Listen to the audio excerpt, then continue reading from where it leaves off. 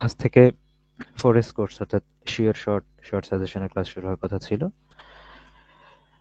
ঠিক টাইমেই ক্লাস শুরু হচ্ছে। নৈতিকতা, মূল্যবোধ এবং সুশাসন। তো এই ফোরেস কোর্সের যেটা প্রাথমিকভাবে আপনাদের কাছ থেকে পরামর্শ নেওয়া হয়েছিল এবং সেমিনারের কথা বলেছিলাম, শুরুতে আমরা কনফিডেন্স বুস্ট আপ কিছু ক্লাস করব, অর্থাৎ কিছু সাবজেক্ট আমরা আগেই শেষ করব, যাতে করে সেই জায়গাটাতে কম পড়াশোনা করে মানে অনেক বেশি নাম্বার আমরা সেখান থেকে পেতে পারি। তার মধ্যে নৈতিকতা, মূল্যবোধ এবং সুশাসন তেমনই একটা সাবজেক্ট। যেমন আজকের ক্লাসটা যেটা নেওয়ার কথা ছিল সেটা কি, শিওর শর্ট সাজেশন ক্লাসগুলো আমাদের যেভাবে হওয়ার কথা ছিল। যেমন আমরা যখন এই কনফিডেন্স বুস্ট আপের যে 4টা সাবজেক্ট রয়েছে, এই সাবজেক্টগুলোতে মোটামুটি পড়াশোনা কম। তো এখানে আমি ডিটেলস দেখাইতে পারবো। প্রত্যেকটা সাবজেক্টের আন্ডারে যে পড়াশোনা আছে এগুলো আমি ডিটেলস দেখাইতে পারবো। কিন্তু আলটিমেটলি শিওর শর্ট সাজেশন গুলোতে আসলে কি হয় এখানটাতে, কোন বিষয়গুলো এর আগে আপনারা শর্ট সাজেশন ক্লাসগুলো দেখেছেন। সেখানে হচ্ছে ইম্পর্টেন্ট টপিক গুলো বলা থাকবে, ইম্পর্টেন্ট টপিক। আর এই টপিকগুলোর আন্ডারে আরো ইম্পর্টেন্ট সাব টপিক যেগুলো পরীক্ষায় আসছে আর কি, যে সাব টপিক গুলো থেকে সাধারণত প্রশ্ন হয়ে থাকে। সাব টপিকের সংখ্যা সাধারণত বেশি থাকবে, সেগুলো বলে দেওয়া হবে। আর হচ্ছে এক্সামের প্রশ্ন যে প্যাটার্নে বিগত সালের প্রশ্ন হয়েছিল সেই প্যাটার্ন গুলো আলোচনা করা হবে। অর্থাৎ তার মধ্যে কিন্তু কোনো ফাইনাল কন্টেন্ট সাধারণত থাকবে না শিওর শর্ট সাজেশনের ক্ষেত্রে। সেটা টপিকগুলো সেগুলো কিন্তু নিজে থেকে কিন্তু পড়ে নিতে হবে। কিন্তু নৈতিকতা, মূল্যবোধ এবং সুশাসনের ক্ষেত্রে যদি আমি ওইভাবে বলি, 3টা আমরা টপিক বলতে পারি। একটা নৈতিকতা, এর মধ্যে মূল্যবোধ আছে, আবার সুশাসন আছে, এর মধ্যে আদার্স কিছু জিনিস আছে এক্সট্রা যেগুলো থেকে প্রশ্ন আসতে পারে। তার মানে এখানে আমাদের টপিক হলো 3টা: নৈতিকতা, মূল্যবোধ এবং সুশাসন। আর এর মধ্যে যদি আমরা সাব টপিক করতে চাই, হয়তো নৈতিকতার আন্ডারে হয়তো বা 2টা বা 3টা সাব টপিক আসতে পারে, মূল্যবোধের আন্ডারে এরকম 3-4টা সাব টপিক, সুশাসনের আন্ডারে হয়তো বা একটু বেশি সাব টপিক আসতে পারে, 6-7টা। এর এর বাইরে আদার্স অন্যান্য টপিক গুলো নিয়ে হয়তো বা আরো 8-10টা সাব টপিক আসতে পারে। অর্থাৎ এই সাব টপিক গুলো বলে দিলাম, বা হচ্ছে যদি এটা বলে দিই, এটা বলতে খুব বেশি সময় লাগার কথা না, 10 থেকে 15 মিনিটে কিন্তু ক্লাস শেষ হয়ে যাওয়ার কথা। কিন্তু আমি আগে ঘোষণা দিয়েছি যে নৈতিকতা, মূল্যবোধ এবং সুশাসনের পড়াশোনাটা এত কম যে এটা যদি আমি, হ্যাঁ, এটা আপনাদের জন্য গতকালকে আমি প্রায় এই নৈতিকতা, মূল্যবোধ এবং সুশাসনের এই লেকচার যেটা, এটা আমি ফুল লেকচারটাই দিচ্ছি। ফুল লেকচার অর্থাৎ ফুল লেকচার যেটা আমি বিসিএস প্রিলি ব্যাচে দিয়েছি এর আগে, যেটা দেওয়া আছে, এটা অবভিয়াসলি আমার মেইন কোর্স স্টুডেন্টদের জন্য এই সাবজেক্টটা ফ্রি দেওয়া থাকবে। আবার যারা ভর্তি হননি তারাও পাবেন। তো নৈতিকতা, মূল্যবোধ এবং সুশাসনের মেইন কোর্সের যে ফ্রি ক্লাস নিয়েছি, ওই ফ্রি ক্লাসটা আগে নিয়েছি। তো ওইটা রেডি করতে তো একটা সময় লাগছে। গতকাল ওই লেকচারটা আপনাদের 47-এর জন্য বা এই নতুন করে মানে এটা করার জন্য, আপডেট করার জন্য আমার গত রাতে আবার 7 ঘন্টা সময় আমি ব্যয় করছি। 7 ঘন্টা। আজকে যে প্রেজেন্টেশনটা পাবেন এটা 7 ঘন্টা, এবং এখানেও মোটামুটি আমি আরো কমানোর চেষ্টা করেছি। যে টপিকগুলো হয়তো মেইন কোর্সে একটু বেশি দেওয়া ছিল সেই জায়গা থেকে আমি কমিয়ে এনেছি। তো এর মধ্যেও আমি অনেক কিছু আলোচনা করব, যেটা কিনা আমি এখন ক্যাটাগরি করে দিব, যে 3 স্টার, 2 স্টার, 1 স্টার এরকম হইতে পারে, বা কিছু জিনিস আছে আপনার নিজের উপর ছেড়ে দিব। এই শর্ট সাজেশনের মধ্যে আপনি কোনো কিছু চাইলে বাদ দিয়েও পড়তে পারেন। এরকম অনেক বিষয়ই থাকবে। তো যাই হোক, আহ উম, যারা ভর্তি হয়ে যাবেন দ্রুত ভর্তি হয়ে যান। সিরিয়ালি প্রত্যেকটা সাবজেক্টই আসবে। আবারও বলছি যে নৈতিকতা, মূল্যবোধ এবং সুশাসন যেভাবে আমি ডিটেলসে পড়াবো, অথবা প্রত্যেকটা সাবজেক্ট ওইভাবে আমি ডিটেলসে পড়াতে পারবো না, কারণ আলটিমেটলি টাইম লিমিটেশন আছে। শর্ট সাজেশন যেভাবে হওয়ার কথা প্রত্যেকটা ক্লাস সেভাবেই হবে। ওকে, তাহলে আমরা দেখেন প্রথম যে টপিকটা সেটা হলো নৈতিকতা বা মোরালিটি যেটা বলছি। এখানে দেখেন আপডেট যেগুলো করেছি, সালটা আপডেট করে দিয়েছি, এবং সালটা আপডেট করলে কিন্তু আমি এখানে বুঝতে পারবো যে কোনগুলো সবচেয়ে বেশি গুরুত্বপূর্ণ। তাহলে প্রথমে বলা আছে ল্যাটিন শব্দ মোরালিটাস থেকে এসেছে। এখানে 3টা বিষয়, যে কিছু কিছু শব্দের উৎপত্তি সম্পর্কে জানতে চাই, যেমন মোরালিটি কোন শব্দ থেকে আসছে, ইথিক্স কোন শব্দ থেকে আসছে, গভর্নেন্স কোন শব্দ থেকে আসছে।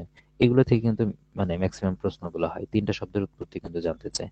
তার মধ্যে যদি আমরা দেখি যে মোরালিটাসটা আসছে ল্যাটিন থেকে, আর বাদ বাকি 2টা আসছে গ্রিক থেকে, ইথিক্স আর হচ্ছে এইদিকে গভর্নেন্স। এটা আছে, আপনারা এটা পড়তে গিয়ে কিন্তু পাবেন।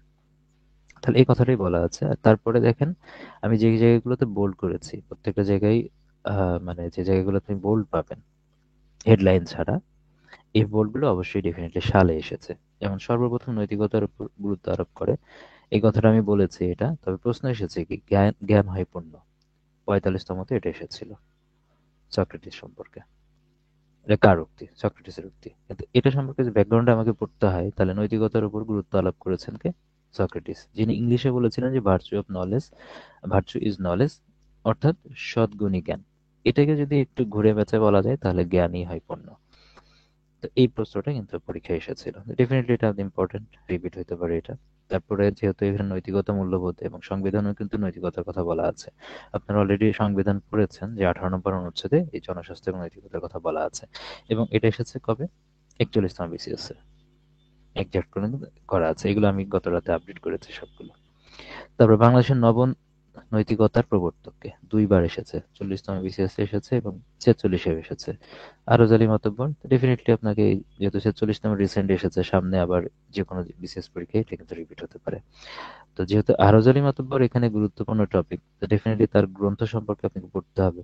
যেহেতু তার নামটা গুরুত্বপূর্ণ হয়ে গেছে প্রিলির জন্য, আপনাকে সত্যের সন্ধান এবং সৃষ্টির রহস্যের বাইরেও আরো কিছু আছে, এটা আপনি পড়তে পারেন। তাহলে এটা গেল হচ্ছে প্রাথমিক তথ্য, প্রাথমিক ইনফরমেশন ক্যাটাগরি যদি করি, এটা হচ্ছে প্রাথমিক ইনফরমেশন পড়ে নৈতিকতা সম্পর্কে। দেন আসে নৈতিকতার সংজ্ঞার মধ্যে, যেটা আমি মাত্রই বললাম যে ইথিক্স হচ্ছে গ্রিক শব্দ, যার অর্থ হচ্ছে নীতিশাস্ত্র, এটা বলা আছে। এখন দেখেন নৈতিকতার সংজ্ঞা দিতে গিয়ে যে যারা সংজ্ঞা দিয়েছে, যারা বক্তা, তাদের সম্পর্কে এখন পর্যন্ত দেখা গেছে টানা 3টে বিসিএস এ টানা, আহ, এবং তার আগের একটা বিসিএস এসেছে, 4টা বিসিএস এ টানা বলবো, কারণ 42তমতে স্পেশাল হয়েছিল। তো 42তমকে যদি আমরা বাদ দিই, 41 থেকে শুরু করে 45 পর্যন্ত টানা কিন্তু এই নৈতিকতার সংজ্ঞার মধ্যে আমি যেটা টপিক করেছি, এটা সাব টপিক করেছি, ইমানুয়েল কান্ট সম্পর্কে পরীক্ষায় প্রশ্ন এসেছিল। তাহলে ইমানুয়েল কান্ট কি ধরনের গুরুত্বপূর্ণ একটা টপিক, এটা বুঝতেই পারছেন। মানে সাব টপিকের মধ্যে যদি আমি সাজেশন আকারে বলি, তো কতটা গুরুত্বপূর্ণ, অর্থাৎ 41 থেকে শুরু করে কিন্তু 45তম বিসিএস প্রত্যেকটা পরীক্ষায়, 42তমতে ডেফিনেটলি নৈতিকতা মূল্যবোধ ছিল না, ওখানে আসে নাই। ওকে, তাহলে এটা ডেফিনেটলি গুরুত্বপূর্ণ। তো ডেফিনেটলি এর সাথে আরো যদি আমরা সাব টপিক ধরি, তাহলে নৈতিকতার যে সংজ্ঞা যারা দিয়েছে, আরো 2জন মানুষ আছে, তারটাও কিন্তু এখানে নিয়ে আসা হয়েছে। তাহলে ইমানুয়েল কান্ট সম্পর্কে আমাদের কি কি পড়তে হবে? তিনি কোন দেশের নাগরিক? তিনি একজন জার্মান নাগরিক। আর তিনি প্রবর্তক কর্তব্যমুখী নৈতিকতার প্রবর্তক।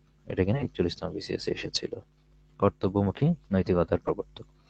আর এই নৈতিকতার প্রবর্তকের মধ্যে তিনি নীতিবিদদের কিন্তু 3টা কথা বলেছেন, মূল কথা হচ্ছে 3টা বলেছেন, এবং 3টা নিয়ে কিন্তু পরীক্ষায় প্রশ্ন এসেছে। 3টা মূল কথা নিয়েই পরীক্ষায় এসেছে। প্রথম মূল কথা হচ্ছে যে সদিচ্ছা, বা সৎ ইচ্ছা এখানে বলা আছে।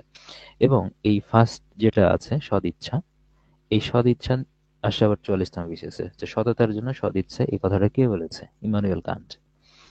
দেন কর্তব্যের খাতিরে কর্তব্য, অথবা কর্তব্যের জন্য কর্তব্য, এই কথাটা আবার কে বলেছে? সেটা আসলে 43তমতে ইমানুয়েল কান্ট এই কথা বলেছে। আবার এসেছে নীতিবিদ্যার মূল কথা, তৃতীয় কথা যেটা শর্তহীন আদেশ, এই শর্তহীন আদেশ সম্পর্কে, মানে শর্তহীন আদেশের কথা কে বলেছে? এটা ইমানুয়েল কান্ট বলেছে 45তম। তার মানে নীতিবিদ্যার মূল কথা 3টা, এই 3টা জায়গায় থেকে কিন্তু প্রশ্ন এসেছে, আমরা এখানে দেখতে পারলাম। তাহলে সবচেয়ে বেশি গুরুত্বপূর্ণ এই ইমানুয়েল কান্ট। তারপরে ডেফিনেটলি উপরে 2টা কথা বলা আছে, যে জি ই মুর, তিনি পরাণীতিবিদ্যার জনক। সামনে যে কোনো সময় এগুলো থেকে প্রশ্ন হতে পারে, আপনাকে তো নতুন প্রশ্ন ফেস করতে হবে। তো নতুন প্রশ্ন যদি ফেস করতে হয়, তাহলে নতুন ইনফরমেশন জানতে হবে। তো সেই জায়গা থেকে এই 2টা দেওয়া। অবশ্যই নৈতিকতার সংজ্ঞা যেটা বলা আছে, এটা টপিক হিসেবে ডেফিনেটলি গুরুত্বপূর্ণ। এখানে আসলে ফিল্টার করে নিয়ে এসেছি, তো সবচেয়ে গুরুত্বপূর্ণ বিষয়গুলো এখানে এসেছে। সবচেয়ে গুরুত্বপূর্ণ বিষয়গুলো কিন্তু এখানে এসেছে। তাহলে জি.ই. মুর, তিনি পরাণীতিবিদ্যার জনক। তার গ্রন্থ হচ্ছে প্রিন্সিপিয়া ইথিকা, যদি এইটা গ্রন্থের নাম পরবর্তীতেও বলা আছে। তার সংজ্ঞাটা কি ছিল? শুভর প্রতি অনুরাগ এবং অশুভর প্রতি বিরাগী হচ্ছে নৈতিকতা। আর জনাথন হেইট বলেছেন, জনাথন হেইট থেকে তো কিন্তু প্রশ্ন সামনে বার যে কোনো সময় পরীক্ষা আসতে পারে। তিনি কিন্তু নৈতিকতার উৎস সম্পর্কে 3টা উৎসের কথা বলেছেন, খেয়াল করেন। একটা হচ্ছে ধর্ম, একটা ঐতিহ্য, আর একটা হচ্ছে মানব আচরণ। এই 3টা উৎসের কথা বলেছেন। নৈতিকতার যে উৎস রয়েছে, এই উৎস হিসেবে তিনি 3টা উৎসের কথা বলেছেন। কে বলেছেন? জনাথন হাইড বলেছেন, ধর্ম, ঐতিহ্য এবং মানব আচরণ। বাস এটা সম্পর্কে ডিটেলসে বললাম না, সময় আসলে অনেক বেশি লেগে যাবে এত ডিটেলসে বলতে গেলে। ওকে, তাহলে নৈতিকতার সংজ্ঞা। দেখেন নৈতিকতার মধ্যে বেশি কিছু নাই, এটা একটা নৈতিকতার সংজ্ঞা একটা, আর একটা হলো এক নজরে নৈতিকতা। ঠিক আছে, এই 3টা টপিক নৈতিকতা থেকে। এখন নৈতিকতার মধ্যে আমি যেগুলো বলবো, যেগুলো সালে আসছে সেগুলো এখানে আপনি বুঝতে পারবেন। যেমন এক নজরে নৈতিকতার মধ্যে বলা আছে কি, যে নৈতিকতাকে বলা হয় মানব জীবনের নৈতিক আদর্শ। এটা কিনা 36তম এসেছে। তার মানে আপনার কাজ হলো কি এই লাইনটা বরাবর পড়ে ফেলা। যদি বিগত সালের প্রশ্ন থেকে আবার রিপিট হয় তাহলে সরাসরি আসবে। আর একটা ইন্টারেস্টিং কথা বলে নেই, যে এটা কিন্তু মানে সময়টা বেশি লেগেছে। এটার কারণ হলো যে এই জিনিসগুলো আপডেট করেছি, আবার দেখেছি ওগুলোর আপনাদের যে আরএসআই যে ব্যাখ্যাগুলো দিয়েছি, হ্যাঁ, 35তম শুরু থেকে শুরু করে বিসিএস থেকে এবং 46তম বিসিএস পর্যন্ত, যেগুলো নৈতিকতা মূল্যবোধের উপরে যে আরএসআই ক্লাসগুলো যেগুলো হয়েছে আর কি ক্লাসের, ওর মধ্যে যে ব্যাখ্যাগুলো দিয়েছি, ওর মধ্যে ইম্পর্টেন্ট যে ব্যাখ্যাগুলো আছে সেগুলো আমি এর মধ্যে নিয়ে আসার চেষ্টা করেছি। ঠিক আছে? আলটিমেটলি আপনাকে আরএসআই এর ওই পার্টটাও কিন্তু নৈতিকতা মূল্যবোধের জন্য এখানে রিভিশন হয়ে যাবে, আশা করা যায়। তারপর আসেন নৈতিক শক্তির প্রধান উপাদান কোনটা? সততা এবং নিষ্ঠা। তো এটা যদি বারবার এইভাবে পড়েন, পরীক্ষার হলে অপশন দেখা মাত্রই কিন্তু আপনি অ্যান্সার করতে পারবেন। আর এখান আরো জিনিস কাভার হয়ে গেল, তার মানে কি 35 থেকে 46তম বিসিএস এর বিগত যত প্রশ্ন আছে নৈতিকতা মূল্যবোধের উপর, সব কিন্তু এর মধ্যে কাভার হয়েছে। আপনি যদি এক্সট্রা করে বিগত সালের প্রশ্ন নাও পড়েন, তারপরে আপনার পড়া হয়ে যাবে। তারপরে আপনার মনে আছে কিনা এটা যাচাই করার জন্য আপনি নৈতিকতার অংশে বিগত সালের প্রশ্ন দেখতে পারেন। যে আমি তো নৈতিকতা মূল্যবোধের সবটাই শেষ করলাম, 35তম থেকে শুরু করে 46তম সব প্রশ্নই তো শেষ করেছি। দেখি আমার এই কয়েকটা বিসিএস থেকে আবার কয়টা এমসিকিউ মনে আছে, বা আপনি দাগানোর পরে কয়টা সঠিক হচ্ছে, এটা আপনি যাচাই করতে পারেন। আর অন্যান্য উপাদান দেওয়া আছে, জাস্ট এটা রিডিং দিবেন, অন্যান্য উপাদান কি আছে দেখলেই বুঝতে পারবেন প্রধান উপাদান কোনটা আর এর বাইরে নৈতিকতার সাথে যেগুলো চাই। ওকে। তারপরে নিয়ন্ত্রণ করে মানুষের বাহ্যিক আচরণ, মানসিক আচরণ, মানে অভ্যন্তরীণ এবং বাহ্যিক আচরণ দুইটি নিয়ন্ত্রণ করে। নিয়ন্ত্রকটা কি? আপনি বিবেক এবং মূল্যবোধ দ্বারাই কিন্তু এগুলো নিয়ন্ত্রিত হয়। এটা সহজ কথা, অপশন দেখলে বুঝতে পারবেন। যে কোনো জিনিস, নৈতিকতা হোক মূল্যবোধ হোক, এই দুইটা জিনিসের মানে আমাদের শিক্ষা যেটা শুরু হয় আমাদের পরিবার থেকে কিন্তু আসে। তারপরে সেটা বিকশিত হয়, যদি আমরা আনুষ্ঠানিক শিক্ষার কথা বলি সেটা হয়তো আমাদের বিদ্যালয় থেকে আসে, স্কুলগুলো থেকে আসে। আর এটার যে বিকাশের ক্ষেত্র, সেটা ডেফিনেটলি আমাদের সমাজ। তো এগুলো কিন্তু গদ বাঁধা কথা। এগুলো আসলে আপনার এমনি পারবেন। তারপরে যেটা আমার কাছে ইম্পর্টেন্ট মনে হয়েছে, এটা আরএসআই ব্যাখ্যায় দিয়েছিলাম, আরএসআই ব্যাখ্যাতে দিয়েছিলাম, হয়তো যে কোনো সময় আসতে পারে পরীক্ষায়, যে নৈতিক বিকাশের স্তর কয়টি? তিনটা স্তর রয়েছে। কি কি স্তর রয়েছে? একটা প্রবৃত্তি, একটা হচ্ছে প্রথা, একটা বিবেক। নিচে যেগুলো আছে অর্থাৎ এই এই জায়গা থেকে শুরু করে প্রথম দুটো ডেফিনেটলি ইম্পর্টেন্ট, বুঝতেই পারছেন, 3 স্টার। তারপরে এখান থেকে নৈতিক বিকাশ থেকে শুরু করে এই পর্যন্ত পুরোটুকু ইম্পর্টেন্ট, 3 স্টার। মানে এই চারটা পয়েন্ট ইম্পর্টেন্ট, 3 স্টার। যা লাইনে যা বলা আছে সবগুলো ইম্পর্টেন্ট। তাহলে এখানে কি বলছি, একজন এটা সাথে বলা আছে আইনের পার্থক্য নির্দেশ করেন, অর্থাৎ নৈতিকতার সাথে যে আইনের পার্থক্য রয়েছে, এই পার্থক্যটা সর্বপ্রথম দেখান কে? Niccolo Machiavelli. ম্যাকিয়াভেলি ডেফিনেটলি ইতালীয় দার্শনিক, এবং তার একটা গ্রন্থ আছে, তার নাম হচ্ছে দ্য প্রিন্স। দ্য প্রিন্স এটা সম্পর্কে আমরা পরবর্তীতে পড়তে পারবো, সেখানে বলা আছে। তার মানে ইতালীয় দার্শনিক নিকোলা ম্যাকিয়াভেলি তার দ্য প্রিন্স গ্রন্থে সর্বপ্রথম নৈতিকতার সাথে আইনের যে পার্থক্য এটাকে নির্দেশ করেছেন। নির্দেশ বানানটা একটু ভুল আছে, রেফটা হয়নি। ওকে। তারপরের প্রশ্ন, এটা 37তম বিসিএস এ এসেছে, বুঝতেই পারছেন, যে একজন যোগ্য প্রশাসক এবং ব্যবস্থাপকের অত্যাবশ্যকীয় মৌলিক গুণাবলীর মধ্যে শ্রেষ্ঠ গুণ কোনটা? শ্রেষ্ঠ গুণের কথা বলা আছে। যেহেতু এটা উত্তরটা নৈতিকতা, ডেফিনেটলি নৈতিকতার মধ্যে এটা আসবে। ওকে। তারপর এটা দেখেন, নীতিবিদ্যার আলোচ্য বিষয়। এই 35তম বিসিএস এই আলোচ্য বিষয় থেকে দুইটা প্রশ্ন আসছে, এবং 35তম থেকে আবার 46তম বিসিএস এ কিন্তু আবার রিপিট হয়েছে, এখানে আমরা দেখতে পারলাম। আলোচ্য বিষয় কি? আমরা যদি সাজায় পড়ি তাহলে সমাজে বসবাসকারী মানুষ যারা রয়েছে, এই মানুষের আচরণের আলোচনা এবং মূল্যায়ন, এটা। আর আচরণের আলোচনা এবং মূল্যায়ন, কোন ধরনের আচরণের আলোচনা মূল্যায়ন করবে? মানুষের ঐচ্ছিক যে ক্রিয়াগুলো আছে, সেই ঐচ্ছিক ক্রিয়ার মাধ্যমে যে আচরণগুলো বহিঃপ্রকাশ ঘটে সেগুলোরই আসলে আহ নিয়ে আলোচনা করে নীতিবিদ্যা। তার মানে মানুষের অনৈচ্ছিক ক্রিয়া কিন্তু না, ঐচ্ছিক ক্রিয়া। অনৈচ্ছিক, যেটা অনৈচ্ছিক ভাবে হয়ে যায় সেটার উপর কোনো নিয়ন্ত্রণ নাই। কিন্তু মানুষের ঐচ্ছিক ক্রিয়া যেটা আছে, এবং ঐচ্ছিক ক্রিয়া থেকে তো মানুষের আচরণের বহিঃপ্রকাশ হয়, এই দুইটা জিনিস। অর্থাৎ মানুষের আচরণ এবং মানুষের ঐচ্ছিক ক্রিয়া, এই দুইটাই হলো নীতিবিদ্যার আলোচ্য বিষয়। তার মানে এই চারটা পরপর ইম্পর্টেন্ট পয়েন্ট আছে, সবগুলো ভালো করে পড়বে। আর নৈতিক আচরণ বিধি এটা দেওয়া হয়েছে, এটা আসলে এমনি দিতামও না। কেন দিয়েছি? কারণ এখানে 36তমতে এসেছিল, এবং 36তমতে আমি দেখলাম যে অপশন আসছে, এটা ক, এটা খ, এটা গ, গ, আর ঘতে আসছে সবগুলো। এটা এটা আমি শেষেও রাখতে পারতাম, কারণ আমরা দেখলাম যে যে প্রশ্নগুলো আমি ক্যাটাগরি করতে পারি নাই, সেই প্রশ্নগুলো একদম আজকের ক্লাসের শেষের দিকে রেখেছি, এই ক্লাসের শেষের দিকে রেখেছে। কারণ আলটিমেটলি ওই জায়গা থেকে যদি কোনো প্রশ্ন রিপিট হয়, তাহলে ওই প্রশ্ন যে শেষের দিকে আছে এবং ওখানে কিছু ব্যাখ্যাও করা আছে, ওই জিনিসগুলো পড়লে আপনার কাভার হয়ে যাবে। তাহলে নৈতিক আচরণবিধি এটা কিন্তু আলাদা করে আপনাকে পড়তে হবে না, এই প্রশ্নটা এসেছিল জাস্ট রিডিং দিবেন আর কিছু না। 36 তম এসেছিল এবং সেখানে আনসার ছিল সবগুলো, তার মানে ক খ গ তে যা আলোচনা করা হয়েছিল সবকিছু। এর বাইরে এটা নিয়ে আর কথা বলতে চাচ্ছি না। তাহলে নৈতিকতা কমপ্লিট। তাহলে তিনটা জিনিস, একটা জেনারেল বিষয় কিছু ছিল, নৈতিকতার সংজ্ঞা ছিল, আর এক নজরে নৈতিকতা, নৈতিকতার পড়াশোনা কমপ্লিট। এবার আসেন মূল্যবোধ থেকে, মূল্যবোধ বা ভ্যালুস।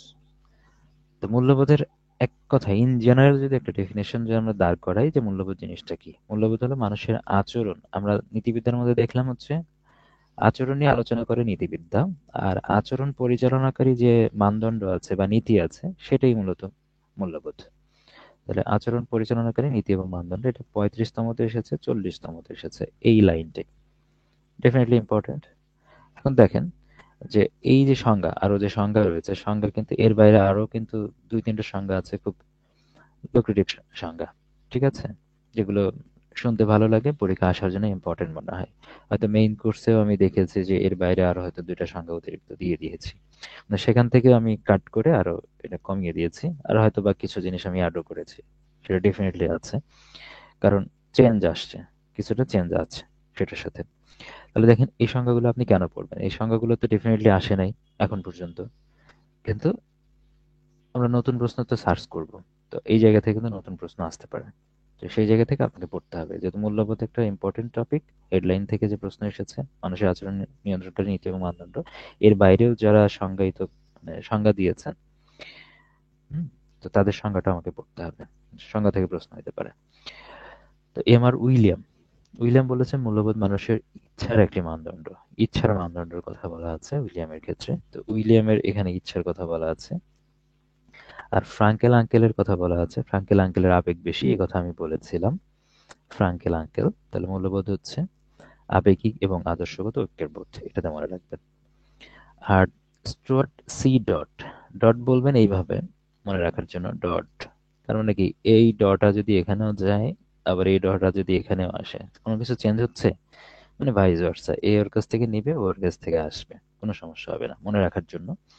যে মূল্যবোধ, সামাজিক মূল্যবোধ একটা রীতি যা ব্যক্তি সমাজের নিকট থেকে আশা করে, তাহলে ব্যক্তি গেল সমাজের কাছে, আবার বলছে সমাজ ব্যক্তির নিকট থেকে আশা করে, সমাজ গেল ব্যক্তির কাছে, তার মানে ড ডর মতো, তার মানে যেটা যেটা হচ্ছে যাচ্ছে এবং আসছে, ব্যক্তি সমাজের কাছে আবার সমাজ ব্যক্তির কাছে, ড ড, তো এইভাবে মনে রাখা যায়, করতে পারেন। আর পাম ফ্রে যেটা বলা আছে, ফ্রে ফ্রে, এখানে ফ্রে বলা আছে আর এখানে প্রে বলা আছে, এই লাইনে মনে রাখতে পারবেন এই ওয়ার্ড দিয়ে। তাহলে সামাজিক দলের অভিপ্রেত ব্যবহারের সুবিন্যস্ত বিন্যাস। ওকে।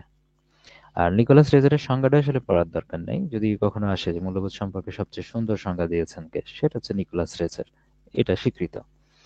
এবং যদি মনে হয় যে সুন্দর সংজ্ঞা দিয়েছে সেটাই পড়লাম না, তা সেটা ডট ডট ডট অনেক কিছুই আছে, শেষে এই সংজ্ঞার মধ্যে একটা ক্রাইটেরিয়া হচ্ছে যে মানে মূল্যবোধ হচ্ছে এমন কিছু গুণাবলী থাকবে, যে গুণাবলীগুলো মানুষ অন্যদের মানে অন্যজনের মধ্যে যদি দেখে, অর্থাৎ সহকর্মীদের মধ্যে দেখে খুশি হবে আর কি, সহকর্মীরা নিজেদের মধ্যে দেখে খুশি হবে অন্যজনের মূল্যবোধের বিষয়গুলো দেখে। তো এটা জাস্ট মনে রাখলে চলবে। তো প্রথম চারটা আমি মোটামুটি কিন্তু বলে দিয়েছি কিভাবে, আপনারা কিন্তু মুখস্থ করে না, আপনাকে কানেক্ট করে দিয়েছি, এইভাবে কিন্তু মনে রাখতে পারবেন। সর্বশেষ যেটা বলা আছে সেটাই। ওকে, দেন যাচ্ছি এক নজরে মূল্যবোধ সংজ্ঞা গেল, দেন হচ্ছে এক নজরে মূল্যবোধের মধ্যে। এক নজরে মূল্যবোধের মধ্যে ম্যাক্সিমাম জিনিসই পরীক্ষায় চলে আসছে।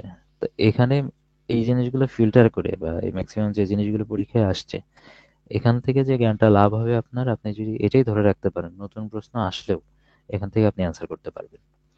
তাহলে মূল্যবোধের বৈশিষ্ট্য আসছে ডেফিনেটলি, তাহলে মূল্যবোধের বৈশিষ্ট্য হিসেবে থাকবে, ডেফিনেটলি এরকম থাকে, নিচের কোনটি মূল্যবোধের বৈশিষ্ট্য নয়, এভাবে থাকে। তো দেখতে পাচ্ছেন যে 41 মূল্যবোধের বৈশিষ্ট্য নয় এরকম টাইপ আসছিল। তাহলে সেখানে বিভিন্নতা অপশনে ছিল, আপেক্ষিকতা ছিল, পরিবর্তনশীলতা ছিল, ডেফিনেটলি এই তিনটা বৈশিষ্ট্য, আর অন্য একটা ছিল যেটা বৈশিষ্ট্য না। তার বৈশিষ্ট্যের মধ্যে আরো কিছু আছে, যে সামাজিক মাপকাঠি, আপেক্ষিকতার সাথে বিচিত্রময়তা আছে, পরিবর্তনশীলতা, নৈর্ব্যক্তিকতা আছে, যোগসূত্র এবং সেতুবন্ধন। এখানে নৈতিকতার প্রাধান্য দেওয়া হয় ডেফিনেটলি। মূল্যবোধের মধ্যে কিন্তু কোনটির প্রাধান্য থাকে, ডেফিনেটলি আনসার কিন্তু হবে সেটা নৈতিকতার প্রাধান্য থাকে। তাহলে বৈশিষ্ট্য এখান থেকে পড়লেন, সেই জায়গা থেকে একবারে আসছে, আরো আসতে পারে, আসলে আপনারা আনসার করতে পারেন, 2 স্টার দিতে পারি। কিন্তু মূল্যবোধের আন্ডারে আরো যে কিছু কথা বলা আছে এক নজরে মূল্যবোধ, এখানে এখানে যেগুলো সালে আসছে সবই আপনি এখান থেকে 3 স্টার ধরতে পারেন, সবই। তাহলে এক কথা কি, যদি পরীক্ষায় আসে যে জাতীয় জীবনের জীবনের দর্পণ স্বরূপ কোনটি, মূল্যবোধ। আইনের ভিত্তিতে, আইনের ভিত্তি আসলে অনেক কিছু বলা আছে এদিকে, তবে অন টাইপ অফ আইনের ভিত্তি কিন্তু মূল্যবোধও আছে। আইনের ভিত্তি অনেক কিছুই আছে, তার মধ্যে অন টাইপ অফ আইনের ভিত্তি সেটা মূল্যবোধ। তো এটা বাদ দেন, এটা যদি বাদ দেন কোনো সমস্যা নেই। আরেকটা হলো যে মূল্যবোধটা মানুষের কোন আচরণকে নিয়ন্ত্রণ করে, সেটা হচ্ছে বাহ্যিক এবং অভ্যন্তরীণ উভয় আচরণকেই কিন্তু নিয়ন্ত্রণ করে। এগুলো গেল গেল হচ্ছে ইন জেনারেল কথাবার্তা। অলরেডি এগুলো সম্পর্কে আপনার আইডিয়া আছে। এখন আসেন যে সালে যেগুলো আসছে এখান থেকে শুরু করে আমি যদি দেখি যে নিচে যা লিখেছি মূল্যবোধ সম্পর্কে, তার প্রত্যেকটাই সালে আসছে এবং রিলেট করা যায়। সাল থেকে যদি নতুন কোনো প্রশ্ন আসে সেটা রিলেট করতে পারবেন। তাহলে মূল্যবোধ শিক্ষার, এটা তো মূল্যবোধ প্রথমটাই আপনাকে পড়তে হবে, তারপরে বলা আছে যে আপনি মূল্যবোধ কেন শিখবেন। মূল্যবোধ শিক্ষার অন্যতম লক্ষ্য হলো সামাজিক অবক্ষয় রোধ করা। এটা 34তম এসছে। আমাদের চিরন্তন মূল্যবোধ কি, চিরন্তন, সেটা হচ্ছে সত্য এবং ন্যায়। সামনে যে কোনো পরীক্ষা এটা আবার রিপিট হবে। আমাদের চিরন্তন মূল্যবোধ হচ্ছে সত্য এবং ন্যায়। ঠিক আছে।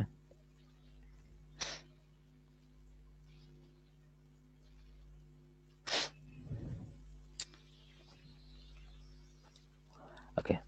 তারপর আসলে মূল্যবোধ কি কি জিনিস পরীক্ষা করে।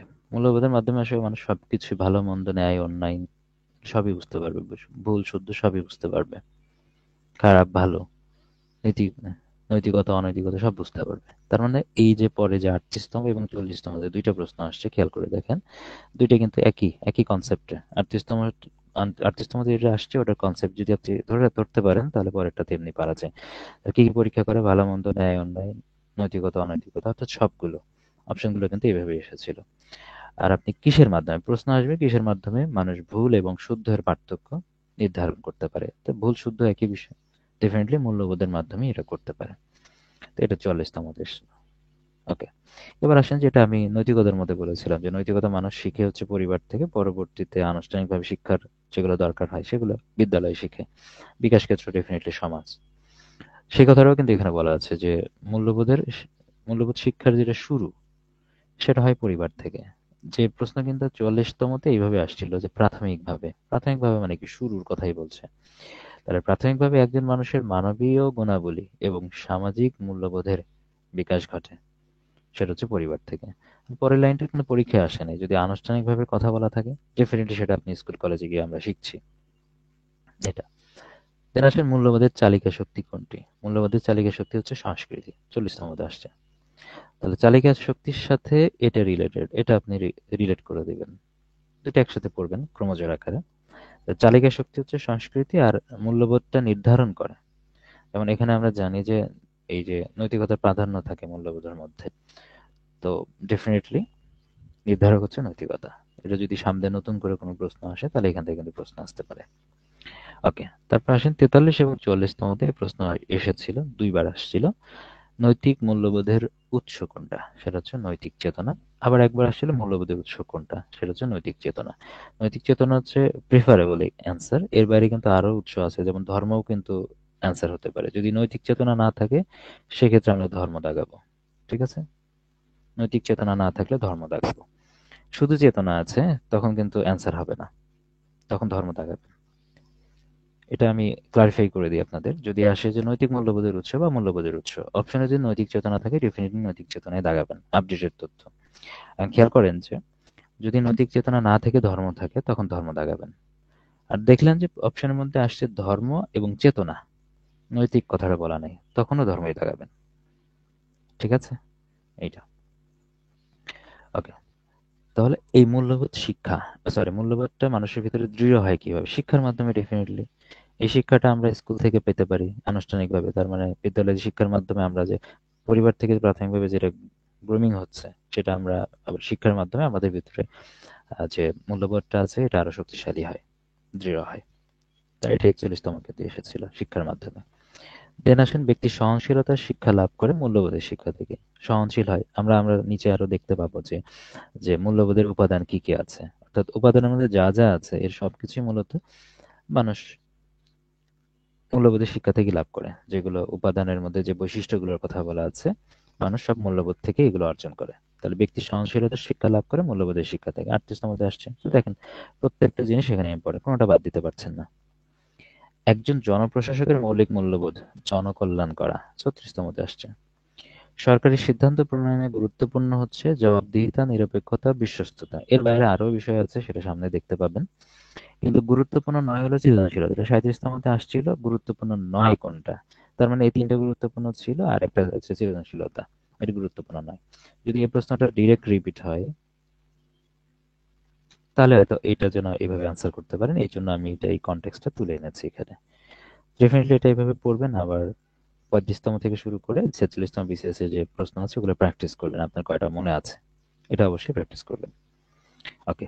তারপর ব্যক্তিগত মূল্যবোধ লালন করে সামাজিক মূল্যবোধকে, 36তম এসেছে। গণতান্ত্রিক মূল্যবোধ কি? যেটা কিনা যে মূল্যবোধটা রাষ্ট্র, সরকার এবং গোষ্ঠী কর্তৃক স্বীকৃত, 41তম এসেছে। তাহলে এই পরীক্ষায় যদি আসেন যে নিচের কোন মূল্যবোধ রাষ্ট্র, সরকার এবং গোষ্ঠী কর্তৃক স্বীকৃত, যেহেতু এখানে রাষ্ট্রের কথা বলছে, সরকার বলছে, গোষ্ঠী বলছে, তার মানে এখানে গণতন্ত্রের কথাই বলছে। তিনটা যদি আমরা এক জায়গায় করি তার মানে গণতন্ত্রই কিন্তু মিন করে। তাহলে গণতান্ত্রিক মূল্যবোধ ডেফিনেটলি। ওকে। তাহলে এখানে এক নজরে মূল্যবোধটা আমরা পড়ে ফেললাম। এবার আসেন মূল্যবোধের উপাদান। মূল্যবোধের উপাদানের মধ্যে যে খুব বেশি কথা আছে এমন না, এই উপাদানগুলোর কথা আপনারা সবই জানেন। দেখেন উপাদানের মধ্যে থেকে কিছু প্রশ্ন এসেছে, 45তমতে এসেছে এবং 35তমতে এসেছে। মূল্যবোধের উপাদান, অথবা এটাকে আমরা উপাদান বলতে পারি অথবা মূল্যবোধের ভিত্তিও বলতে পারি, কারণ এই কন্টেন্ট গুলো নিয়ে, এই উপাদানগুলো নিয়ে তো আসলে মূল্যবোধ দাঁড়িয়ে আছে। সামাজিক মূল্যবোধ বলেন বা নর্মাল এমনিতেই যে মূল্যবোধ, এখানে যা যা মূল্যবোধ আছে সবই কিন্তু সামাজিক মূল্যবোধ, ম্যাক্সিমাম গুলো কিন্তু সামাজিক মূল্যবোধ আছে। সামাজিক মূল্যবোধ যেমন দুইটার কথা বলা আছে, হ্যাঁ, তারপরে আবার নিচের দিকে যেগুলো আছে এগুলো কিন্তু গণতান্ত্রিক মূল্যবোধের কথা বলা আছে। তো সামাজিক মূল্যবোধ ভিত্তি কোনটা যেটা বলছে, বা ভিত্তি নয় কোনটা, পরীক্ষায় কিন্তু এইভাবে আসছিল, ভিত্তি কোনটা বা ভিত্তি নয় কোনটা। সেখানে যেটা আসছিল সামাজিক মূল্যবোধের ভিত্তির অপশন হিসেবে আসছিল নৈতিকতা, সাম্য, আইনের শাসন। আর অন্য একটা ছিল যেটা কিনা ভিত্তি নয়। এই তিনটা ছিল সামাজিক মূল্যবোধের ভিত্তি। তাহলে দেখেন এর বাইরে আমরা নৈতিকতাকে বলতে পারি নীতি এবং ঔচিত্যবোধ বলতে পারি, নৈতিকতা বলতে পারি নৈতিক মূল্যবোধ। হুম। দেখেন নৈতিক মূল্যবোধের এখানে 45তম বলেছি, আবার এখানে ভালো মন্দের জায়গায় 35তম বলেছি। আপনি দেখেন এটার দ্বারা কিন্তু আপনি নৈতিকতার মাধ্যমে বা নৈতিক মূল্যবোধের মাধ্যমে আপনি কি বলতে পারেন, আপনি মূল্যবোধের মতো পড়লেন না যে ভালো মন্দ, ন্যায় অন্যায়, উচিত অনুচিত বা নৈতিকতা অনৈতিকতার মধ্যে পার্থক্য করতে পারেন কার মাধ্যমে, আপনার মধ্যে মূল্যবোধ থাকলেই তো করতে পারবেন। আমরা ডেফিনেটলি এই নীতি বা ঔচিত্যবোধ যেটাই বলি না কেন বা নৈতিকতা বা নৈতিক মূল্যবোধ যাই বলি না কেন আমি, এর মাধ্যমে আপনি কিন্তু ভালো মন্দ, ন্যায় অন্যায়, উচিত এবং অনুচিত এগুলোর পার্থক্য করতে পারবেন। এটা গেল। সেকেন্ড পয়েন্ট হচ্ছে সামাজিক ন্যায় বিচার। সামাজিক ন্যায় বিচার সেটা হচ্ছে, এটার ক্ষেত্রে হলো ব্যক্তি স্বাধীনতা রক্ষা কবচ কোনটি, প্রশ্ন এবং অ্যান্সার এগুলো কিন্তু আসে নাই প্রিভিয়াসলি। কিন্তু যেহেতু এই ধরনের শর্ট টাইপের প্রশ্ন এসে থাকে, তাহলে যে কোনো সময় এই জায়গা থেকে কিন্তু প্রশ্ন আসতে পারে। তাহলে ব্যক্তি স্বাধীনতা রক্ষা কবচ কি, সামাজিক ন্যায় বিচার। আইনের শাসন, আইনের শাসন সম্পর্কে আসলে বহু ধরনের প্রশ্ন হতে পারে, সামনে আমরা দেখবো আরো। আইনের শাসন, এখানে একটা পয়েন্ট আমি দিয়েছি, সেটা হচ্ছে গণতন্ত্রের পূর্ব শর্ত হচ্ছে আইনের শাসন। আর গণতন্ত্রের শ্রেষ্ঠতম মূল্যবোধ সেটা হচ্ছে সহনশীলতা, শ্রেষ্ঠতম মূল্যবোধ এটা বলা আছে। এর বাইরে আদার পয়েন্ট দেওয়া আছে সহমর্মিতা, শৃঙ্খলাবোধ, শ্রমের মর্যাদা, নাগরিক সচেতনতা, সরকার ও রাষ্ট্রের জনকল্যাণমুখিতা, সরকার এবং রাষ্ট্রের দায়িত্ব জবাবদিহিতা, এগুলো সবই মূল্যবোধের উপাদানের মধ্যে পড়ে। এবং নিচের 8টা যে উপাদান আছে এগুলা, এই সবগুলো উপাদান আবার গণতান্ত্রিক মূল্যবোধের মধ্যে পড়ে। 1 2 3 4 5 6 7 8, অর্থাৎ প্রথম আইনের শাসনটা আসলে সবগুলোর মধ্যে পড়ে, সমাজের মধ্যে আইনের শাসন থাকতে হবে, এটা গণতান্ত্রিক মূল্যবোধ একদিক থেকে, সামাজিক মূল্যবোধ অন্য দিক থেকে। আবার আইনের শাসন থেকে শুরু করে এগুলো সবই আবার গণতান্ত্রিক মূল্যবোধ। তবে গণতান্ত্রিক যদি পরীক্ষায় আসে যে গণতান্ত্রিক মূল্যবোধের মধ্যে সবচেয়ে গুরুত্বপূর্ণ উপাদান কোনটা, সেটা হচ্ছে পরমত সহিষ্ণুতা, এই টার্ম হিসেবে আসছে। কিন্তু সহনশীলতা আর পরমত সহিষ্ণুতা কিন্তু সেম টার্ম হিসেবে আপনি ধরতে পারেন, খালি ভাষাটা আলাদা। সহনশীলতা ডেফিনেটলি পরের মতকে আপনাকে সহ্য করতে হবে, সেটাই সহনশীলতা। কিন্তু আমি পরমত সহিষ্ণুতা আমি এখানে কোট করেছি কেন? কারণ 40তমতে এই পরমত সহিষ্ণুতা এই শব্দটা ব্যবহার করেই পরীক্ষায় প্রশ্ন এসেছে। তাহলে শ্রেষ্ঠতম মূল্যবোধ এখানে বলা আছে সহনশীলতা, আবার বলছে এখানে সবচেয়ে গুরুত্বপূর্ণ উপাদান। কাছাকাছি সেন্স দিচ্ছে না দুইটা? দুইটার কাছাকাছি সেন্স দিচ্ছে। তাহলে গণতান্ত্রিক মূল্যবোধ বা গণতন্ত্রের শ্রেষ্ঠতম মূল্যবোধ কোনটা? তো গণতন্ত্রের শ্রেষ্ঠতম মূল্যবোধ মানে কি? সেটা গণতান্ত্রিক মূল্যবোধ কি বলছে? তাহলে গণতান্ত্রিক মূল্যবোধের মধ্যে সবচেয়ে বড় উপাদান বা গুরুত্বপূর্ণ উপাদান কোনটা? সেটা সহনশীলতা বা পরমত সহিষ্ণুতা। এটা আবার এসেছে কোথায়? 40তম বিসিএস। ডেফিনেটলি এটা বুঝতে পেরেছেন। ওকে, তাহলে এটা আমাদের দুইটা টপিকে চলে গেল। তাহলে নৈতিকতা, মূল্যবোধ। তাহলে মূল্যবোধের মধ্যে কয়টা বিষয় ছিল দেখেন। একটা হচ্ছে মূল্যবোধের মধ্যে সংজ্ঞা ছিল, দেন এক নজরে মূল্যবোধ ছিল, তারপরে এক নজরে মূল্যবোধ এখানে গেল, এখানে ম্যাক্সিমাম গুরুত্বপূর্ণ জিনিসগুলোই ছিল। দেন মূল্যবোধের উপাদান ছিল, সামাজিক মূল্যবোধের ভিত্তি, এই বিষয়গুলো ছিল। দেন আসে হচ্ছে সুশাসন, সুশাসন গুড গভর্নেন্স। এখান থেকে কিন্তু প্রশ্ন এসেছিল, মোটামুটি যা জিনিস আলোচনা করা আছে সবই গুরুত্বপূর্ণ এখানে। ওকে, তাহলে এই প্রশ্নটা আসছিল 43তম, প্রথম প্রশ্ন, যেটা আমি শুরুতেই আলোচনা করেছি আজকে, যে উৎপত্তিগতভাবে গভর্নেন্স শব্দটা এসেছে গ্রিক ভাষা থেকে। গ্রিক ভাষা কোনটা? সেটা হচ্ছে গভর্নান থেকে।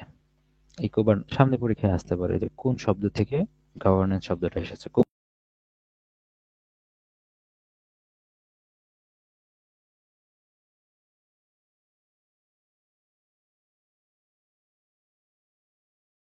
একটা বা দুইটা বা 10টা বা 12টা, এরকম নির্দিষ্ট কোনো ফিক্সড ফরম্যাট নাই বা ক্রাইটেরিয়া নাই যে এগুলো থাকলে সুশাসন থাকবে। এক এক দেশের এক এক পরিস্থিতিতে এক এক প্রতিষ্ঠানের জন্য এক এক ধরনের ক্রাইটেরিয়া থাকতে পারে, যেগুলো ফুলফিল হলে আমরা সেটা তখন সুশাসন বলতে পারি। এই বিষয়টা এই জন্য আপেক্ষিক।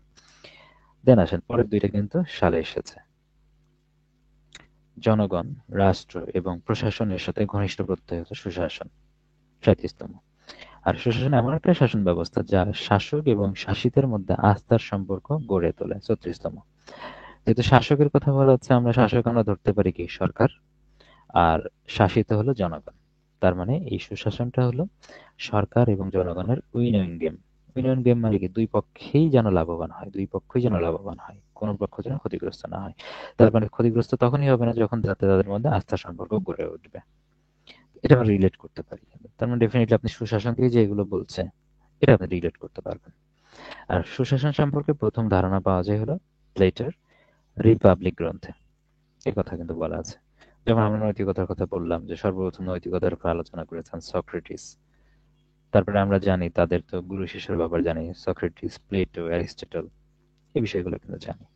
তো নৈতিকতা নিয়ে প্রথম আলোচনা করেছেন সক্রেটিস, আর প্রথম সুশাসন সম্পর্কে ধারণা দিয়েছেন প্লেটো তার রিপাবলিক গ্রন্থে। তো গ্রন্থের নামটা আমাদের পড়া হয়ে গেলো, সামনে আমরা পড়বো। তাহলে এই বিষয়গুলো এখানে কিন্তু থাকলো। এবার আসেন সংজ্ঞার মধ্যে। সংজ্ঞা কিন্তু এর বাইরে আরো অনেক সংজ্ঞা আছে। এর বাইরে কিন্তু আরো মিনিমাম 3টে সংজ্ঞা দেওয়া যায়। এখানে মেইন কোর্সের মধ্যে হয়তো 2টা সংজ্ঞা এরকম থাকতে পারে এক্সট্রা। কিন্তু ওখান থেকে ফিল্টার করে আমি সবচেয়ে গুরুত্বপূর্ণ যে সংজ্ঞাগুলো নিয়ে এসেছি। গুরুত্বপূর্ণ সংজ্ঞা বলতে আমরা দেখতে পাচ্ছি যে এখানে তো 3টে সংজ্ঞা অলরেডি এসেছেই, আরো 3টে সংজ্ঞা এখানে কিন্তু অ্যাড করেছে। তার মানে আপনি কি বুঝলেন এখানে? সুশাসনের উপরে যদি আপনি সংজ্ঞা একটু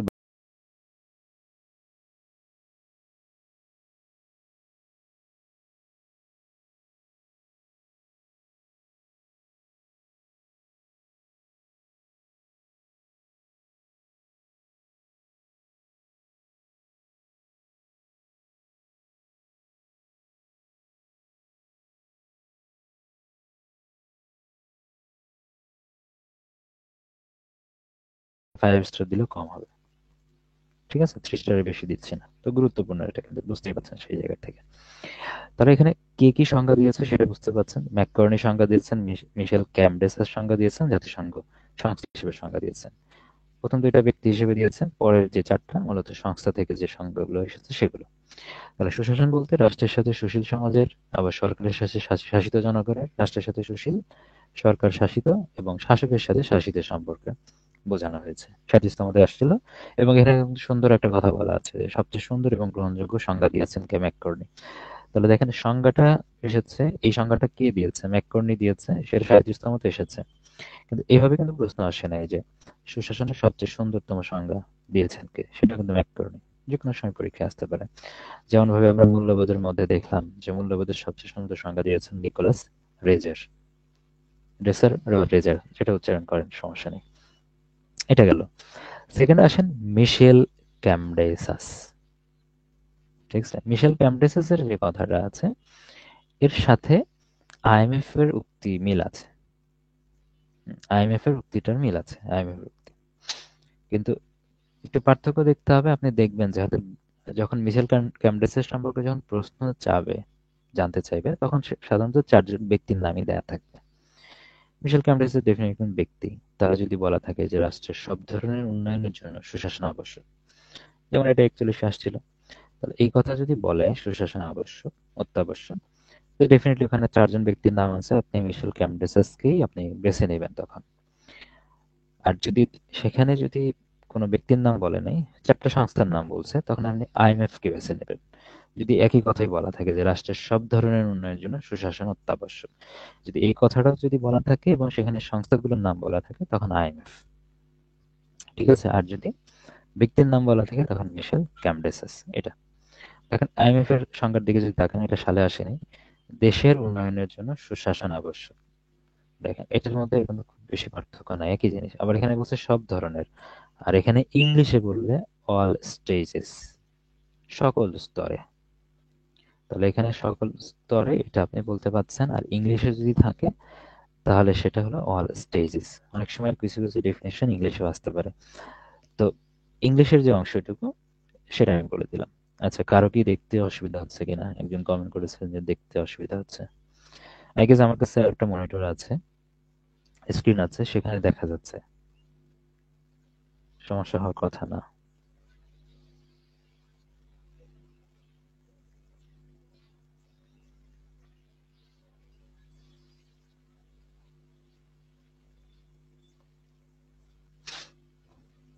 ওকে, তাহলে আসেন তারপরে জাতিসংঘ। এখন দেখেন জাতিসংঘের কথা বলছে যে সুশাসনের লক্ষ্য উদ্দেশ্য মৌলিক স্বাধীনতার উন্নয়ন। এটা কার উক্তি? জাতিসংঘের উক্তি। এই কথাটা আসছিল 40তমতে। যে জাতিসংঘের মতে সুশাসনের লক্ষ্য ও উদ্দেশ্য কি? মৌলিক স্বাধীনতার উন্নয়ন, এইভাবে আসছিল। অর্থাৎ অপশনে ছিল মৌলিক স্বাধীনতার উন্নয়ন। এখন সামনে কিন্তু এইভাবে কোটেশন আকারে আসতে পারে যে কোন সংস্থার মতে সুশাসনের লক্ষ্য এবং উদ্দেশ্য মৌলিক স্বাধীনতার উন্নয়ন। প্রশ্ন ঘুরে আসতে পারে সেটা জাতিসংঘের মতে। বাস এই তিনটা আসছে, এর সাথে আইএমএফ আমি রিলেট করে দিলাম। এখন আসুন বিশ্ব ব্যাংক এবং ইউএনডিপি। বিশ্ব ব্যাংক তো আপনি বুঝতে পারছেন যে ওয়ার্ল্ড ব্যাংকের কথা বলছে, আর ইউএনডিপি বলা মানে এটা হচ্ছে ইউনাইটেড নেশনস বলা, ইউনাইটেড নেশনস ডেভেলপমেন্ট প্রোগ্রাম। এটা বলা মানে এটা জাতিসংঘ বলা, ইউএনও বলা। ঠিক আছে, তাদের কথাই তো এখানে বোঝাচ্ছে এখানে। তো বিশ্ব ব্যাংক বলেছে কি যে সুশাসনের দ্বারা রাষ্ট্রের টেকসই উন্নয়ন সাধিত হয়। এখানে বিশ্ব ব্যাংক যেটা, সবাই মানে উন্নয়নের কথাই বলছে, কিন্তু বিশ্ব ব্যাংক যখন বলছে তখন সেই উন্নয়নের সাথে টেকসই কথাটা লাগানো আছে। এখন দেখেন এটা আমি শর্ট করে দিয়েছি, কিন্তু যদি এটা সংজ্ঞাটা ব্রডার সংজ্ঞা হয় তখন ওখানে এটা থাকতে পারে যে সুশাসনের দ্বারা রাষ্ট্রের অর্থনৈতিক এবং সামাজিক সম্পদগুলোর টেকসই উন্নয়ন সাধিত হয়, ব্রডার যদি থাকে। তো আমি এটা ব্র্যাকেটের মধ্যে দিয়েছি কারণ মনে যদি হয় যে আপনি শর্টলি পড়বেন, জাস্ট টেকসই উন্নয়নের কথা বলা আছে, আপনি এতটুকুই পড়বেন, সেটা বিশ্ব ব্যাংকের সাথে রিলেট করে দেন, শেষ। আর ইউএনডিপি কি বললো? ইউএনডিপির ক্ষেত্রে হচ্ছে অংশগ্রহণমূলক পদ্ধতির কথা বলেছে। এখানে অংশগ্রহণমূলক পদ্ধতির কথা বলা আছে যে সুশাসন সকলের অংশগ্রহণের মাধ্যমে অর্থপূর্ণ রাজনৈতিক পরিবেশ প্রতিষ্ঠা করে। এটা একটা গুরুত্বপূর্ণ একটা ফ্রেজ, অর্থপূর্ণ রাজনৈতিক পরিবেশ প্রতিষ্ঠা করে। এই জিনিসগুলো জানতে পারেন এখান থেকে, গুরুত্বপূর্ণ। এর বাইরেও কিছু আছে, যদি আপনি বেশি পড়েন ক্লাস নাই। সবচেয়ে গুরুত্বপূর্ণ শর্ট সাজেশনের মধ্যে যেটা পড়ে সেটা। দেন আসেন সুশাসন বিষয়ে বিভিন্ন সংস্থা, বিভিন্ন বিষয়ে বিভিন্ন সংস্থা বিভিন্ন কথা বলেছে এবং সেগুলো আবার বিভিন্ন সালে বলেছে, এবং সালগুলো আবার আমরা পরীক্ষাতে আসতে দেখেছি। তো সালগুলো পড়ার জন্য তো আমি ডেফিনেটলি এর আগে মেইন ক্লাসেও সেটা আলোচনা করেছি, আবার এখানেও আলোচনা করছি। যারা কিনা আমার মেইন ক্লাসের স্টুডেন্ট না তাদের জন্য এটা আবার হেল্প করবে। দেখেন সুশাসন বিষয়ে বিভিন্ন সংস্থা, এই সংস্থার মধ্যে আমরা জানি যে সুশাসন বিষয়টা ধারণা দেওয়া শুরু করছে সংস্থাগুলোর মধ্যে হচ্ছে বিশ্ব ব্যাংক। অর্থাৎ সুশাসনের ধারণা প্রদান করা বা সুশাসন প্রত্যয় প্রথমবার মতো ব্যবহার করেছেন কে, বা সুশাসন শব্দটার উদ্ভাবক কে, এভাবে আসছিল। সুশাসন শব্দটার উদ্ভাবক কে, এটা 45তমতে এসেছিল। সুশাসনের উদ্ভাবক কে, তাহলে এটা বিশ্ব ব্যাংক ডেফিনেটলি। আর প্রথম ধারণা কবে দিয়েছিল আপনি তাহলে পড়তে পারেন 1989 সালে, এটা প্রথম ধারণা। আচ্ছা, প্রথম কথা হচ্ছে আমরা বিশ্বব্যাংক সম্পর্কে যে দুইটা তথ্য এটা আমরা আলাদা করে পড়ে ফেলবো, আর নিচের যে পাঁচটা তথ্য আছে এটা আবার আলাদা করে পড়বো। ঠিক আছে? তাহলে এখানে যেগুলো বলা আছে এগুলো আমি সবই গুরুত্বপূর্ণ হিসেবে ধরে নেব, এবং এমন টেকনিকে শেখাবো আপনার মনে থাকবে, সমস্যা নেই, সালগুলো মনে থাকবে। তাহলে তার 2 বছর পরে 90-91 অর্থাৎ 92 গিয়ে 3 বছরের মাথায় বিশ্বব্যাংক আবার কি করলো, প্রথমে ধারণা দিয়েছে, পরের বার কি সংজ্ঞা দিল। এবং সংজ্ঞা দিলে তার মানে এটা সুস্পষ্টভাবে ব্যাখ্যাও করা হয়ে গেল। প্রথমে ধারণা দিল, তারপরে সংজ্ঞা দেওয়ার মাধ্যমে সুস্পষ্টভাবে ব্যাখ্যাও করলো। এটা 35তমতে এসেছিল। এবং এই সংজ্ঞাটা কিভাবে দিয়েছে, তো ডেফিনেটলি কোনো সমাবেশে গিয়ে বলে নেই যে এটা সংজ্ঞা এরকম হবে। ডেফিনেটলি বিশ্বব্যাংক একটা রিপোর্ট প্রকাশ করে, সেটা হচ্ছে শাসন প্রক্রিয়া এবং উন্নয়ন, অর্থাৎ গভর্নেন্স অ্যান্ড ডেভেলপমেন্ট রিপোর্ট, ইংলিশে যদি বলা হয়, বাংলায় এটা বললে। তো এই শীর্ষক প্রতিবেদন প্রথম প্রকাশ করে। যদি বলা হয় যে এই শীর্ষক প্রতিবেদন কে প্রকাশ করেছে, সেটা বিশ্বব্যাংক ডেফিনেটলি। এই প্রতিবেদন বা এই রিপোর্টেই সর্বপ্রথম তারা বিশ্বব্যাংক কি করেছে, সুশাসনের সংজ্ঞা দিয়েছে, অর্থাৎ সুশাসনকে সুস্পষ্টভাবে ব্যাখ্যা করেছে। দুইটি আসতে পারে, যে কোন রিপোর্টে বিশ্বব্যাংক সুশাসনের সংজ্ঞা দিয়েছে, আবার আসতে পারে কোন রিপোর্টে বিশ্বব্যাংক সুশাসনকে সুস্পষ্টভাবে ব্যাখ্যা করেছে। সামনে এটাও আসতে পারে এইভাবে। তো সবকিছুর অ্যান্সার কিন্তু এই শাসন প্রক্রিয়া এবং উন্নয়ন, ইংলিশে থাকলে গভর্নেন্স অ্যান্ড ডেভেলপমেন্ট রিপোর্ট। তো এই ঘটনাগুলো ঘটেছে কত সালে? 1992 সালে। এটা গেল। তাহলে সংস্থার মধ্যে যে এটা সুশাসনের বস যে সংস্থা বিশ্বব্যাংক, এটাকে আমি শেষ করে দিলাম। আর পরের গুলোর ক্ষেত্রে সাল সহ শেষ করার জন্য আপনি কি করবেন, এর আগে আপনার মেইন ক্লাসে পড়েছে আমরা ভাওয়েল পড়বো। ভাওয়েল কিভাবে পড়বো? 5টা ভাওয়েল আছে। এ, দেন ইটা আমরা নিচে লিখলাম, ই, দেন আই, ও, ইউ। এই ভাওয়েল থেকে কয়টা? এ, ই, আই, ও, ইউ। তার মধ্যে নিচে যেগুলো লিখছি, মানে একটার পর পর আমরা নিচে লিখছি না, নিচের গুলো কাটা দেন আপনি মনে রাখার জন্য। তাহলে থাকলো কি, এ, আই, ইউ। তাহলে আপনি যদি এইভাবে লেখেন, আবার উল্টা দিক থেকে লেখেন, এ, উল্টা দিক থেকে যদি লেখেন, এ, না আমি এখানেই লিখি, এ, আই, ইউ। তাহলে এ, আই, ইউ লিখলেন, এখন উল্টা দিক থেকে, এরপরে আবার কি, আই আসবে, আবার এ আসবে, আই, এ, অর্থাৎ এ, আই, ইউ, ইউটাকে মাঝখানে রাখলেন, আর উল্টা দিক থেকে আবার আই, এ। দেখেন সিরিয়াল কিন্তু হয়ে গেল, সাল কিন্তু সিরিয়াল। 95 থেকে 95, 96, 97, 98, 99। তার মানে প্রথম এ তে হলো এডিবি, পরের আই তে হচ্ছে আইএমএফ, ইউ তে ইউএনডিপি, আবার আই তে যেহেতু এক আই তে আইএমএফ শেষ করেছেন, তাহলে আইএমএফ তো রিপিট হবে না, আইএমএফ বস উপরে রেখেছেন। পরেরটা আইডিএ। আর এতে যেহেতু এডিবি আপনি শেষ করেছেন, পরেরটা ডেফিনেটলি এএফডিবি, অর্থাৎ আফ্রিকান ডেভেলপমেন্ট ব্যাংক। এটা হয়তো অতটা গুরুত্বপূর্ণ মনে হচ্ছে না, লেস ইম্পর্টেন্ট, আমার কাছে লেস ইম্পর্টেন্ট মনে হয় 99 সালে যেটা এফডিপি। লেস ইম্পর্টেন্ট থেকে কখনো যদি কঠিন প্রশ্ন হয়, সেটাও যেন আপনি পারেন। তার মানে এটার মধ্যে আপনি যদি ফেলে দেন, এই ম্যাথের মধ্যে যদি আপনি ফেলে দেন, তাহলে কিন্তু তখন অ্যান্সার করতে পারবেন। সাল কিন্তু আপনাকে পড়তে হচ্ছে না, কঠিন করে না। আপনি এভাবে বলছেন যে ইউএনডিপি কত সালে তার সংজ্ঞা দিয়েছে, 1997, 1997। আইএমএফ কবে সংজ্ঞা দিয়েছে, 1996, 1996। দরকার নেই এইভাবে পড়ে। সিরিয়ালে এ, ই, আই, ইউ এর যেটা ফর্মুলাটা বলে দিলাম, ওখান থেকে আপনি প্রথমে এ, আই, ইউ, তারপর রিভার্স করবেন আই, এ। এইভাবে আসবেন 95 থেকে 99 সাল। এখন যদি প্রশ্ন আসে যে এডিবি সুশাসন সম্পর্কে ধারণা দিয়েছে কবে, 1995। আইএমএফ সুশাসন সম্পর্কে ধারণা দিয়েছে কবে? যদি এখানে বলা আছে সুশাসনকে এজেন্ডা হিসেবে গ্রহণ করে, যাই থাকুক না কেন, যদি বলা হয় সুশাসন দিয়ে ছাতা বানিয়েছে কে, কত সালে? আইএমএফ। সুশাসন দিয়ে ছাতা বানিয়েছে কবে?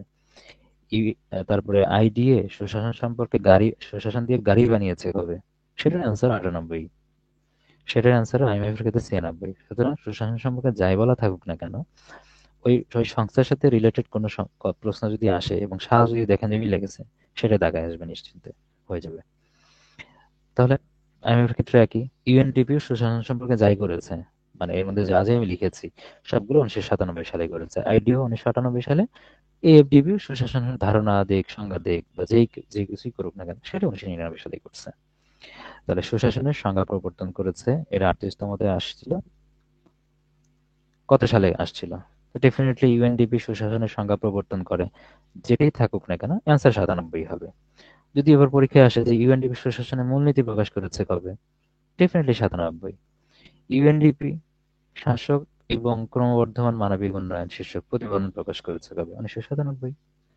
এখন ইউএনডিপি যদি না থেকে যদি বলে ইউএনও, আমি কিছুক্ষণ আগে বললাম ইউনাইটেড নেশনস ডেভেলপমেন্ট প্রোগ্রাম মানেই তো জাতিসংঘের প্রোগ্রাম।